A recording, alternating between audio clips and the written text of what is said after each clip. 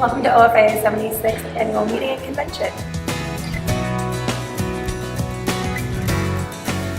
I am so proud to be a lobbyist for one of the original sources of prosperity for Canada, a renewable sector that generates wealth for the people of my great province and provides good-paying jobs to hardworking men and women, and most importantly, understands that our future viability from both a business and a lifestyle perspective depends on a healthy forest.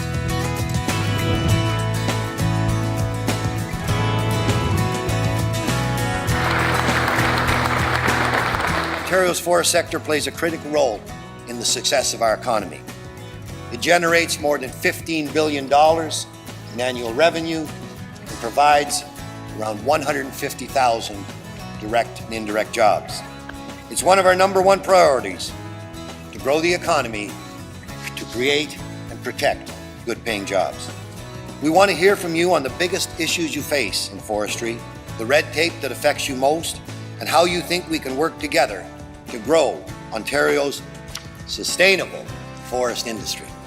Despite the challenges that we face with the remaining deficit, our government is committed to maintaining the current funding for Access Roads program at $54 million in 2019-2020.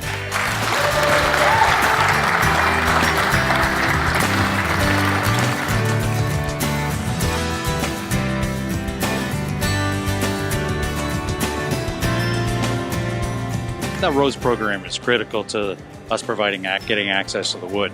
Without the roads program, there's not only the forest industry, but all the other users of the forest it'd be a detrimental impact on them as well.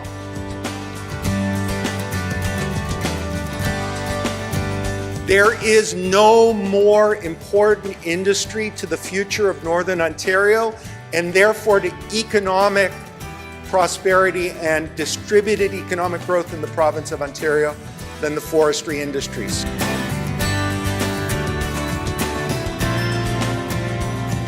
Lumber supply in BC is going to go down. No doubt about it. There's no way to fight that. That is going to keep log costs high in that market, which is going to be an opportunity for some others. It's kind of surprising to a lot of people that in theory, we're quite underbuilt. In theory, today we're sitting almost 3 million starts underbuilt.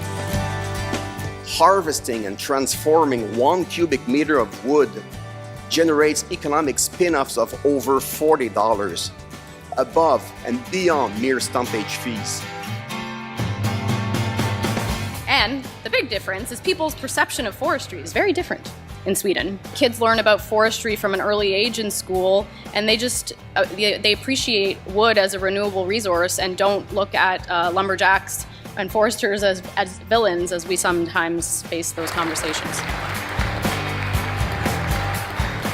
I love that this event brings together forest sector leaders from all over the province and beyond, and it's a good way to catch up on what past year has been, what to look forward to in the future, and hear all the latest news that we need to be aware of as a forest industry.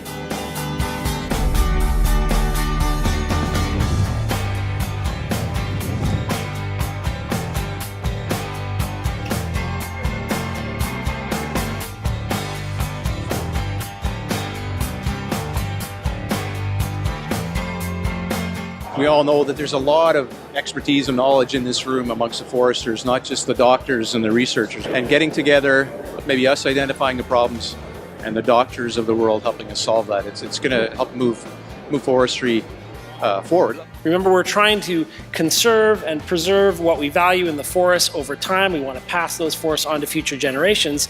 I think one of the things that we see consistently across this industry and a lot of natural resource industries is the volatility and the uncertainty in the markets.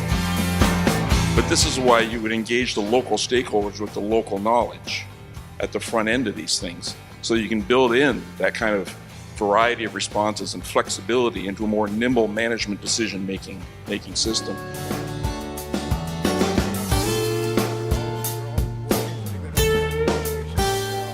We want to be at the table. We want to be able to be a tool for our community, for our industry, for our way of life to work together. And I think that's our role. That everything we do in the forest is for the good of the forest. We're not out there to kill the forest and to eventually end up without no forest. We're there to make sure that the forest keeps producing forever and ever.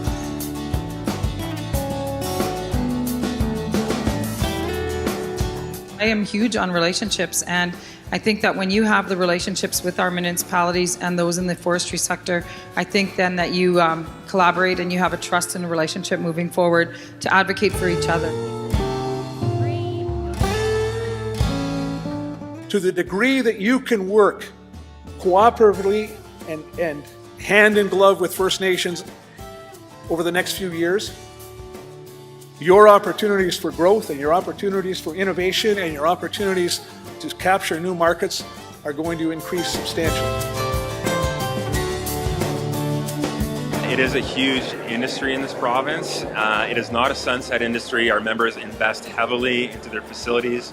Our members operate world-class facilities, and the benefits are huge. And if we can grow it, if we harvest less than 0.5% right now, we can grow it to 1% or 2%, then the benefits will multiply. Our member companies, big, small, everything in between, are all here today working together, leaving their company agendas at the door and coming together to say, how do we work with people? How do we work with First Nations communities? How do we work with scientists to ensure that our sector that's been supporting the provincial economy for over 150 years is here for another 150 years?